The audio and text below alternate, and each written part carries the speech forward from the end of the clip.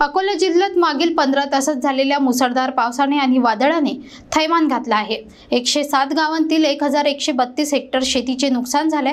फळबागा उद्ध्वस्त, घरांचे पत्रे उडाले, झाडे पडली, एक हृदयद्रावक चित्र समोर आलंय।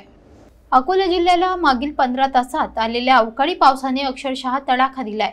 129.7 मिमी पाऊस आणि त्यासोबत जोरदार वाऱ्यांमुळे संपूर्ण जिल्ह्यात हाहाकार माजला। पावसाच्या या तडाख्यामुळे अनेक घरांची पत्रे उडाली, झाड उन्मळून पडली, तर अनेक ठिकाणी दुकाने आणि घरांमध्ये पाणी शिरले।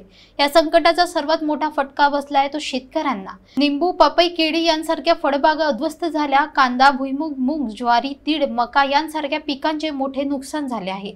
जिल्ह्यातील तालुकानिहाय नुकसानीची आकडेवारी पाहिल्यास अकोला तालुक्यातील 34 गावांमध्ये कांदा, भुईमूग, ज्वारी यांचे नुकसान झाले, तर बार्शी टाकडीतील 9 गावांमध्ये कांदा, केळी, निंबू यांचे नुकसान शेतकऱ्यांना सहन करावे लागले। बाळापूरमधील 37 गावांमध्ये कांदा, मका, तीळ, ज्वारीची हानी झाली, तसेच पातूरमधील 27 गावांमध्ये मूग, कांदा, भुईमूग आणि ज्वारीच्या पिकांचे नुकसानीचा फटका बसला आहे।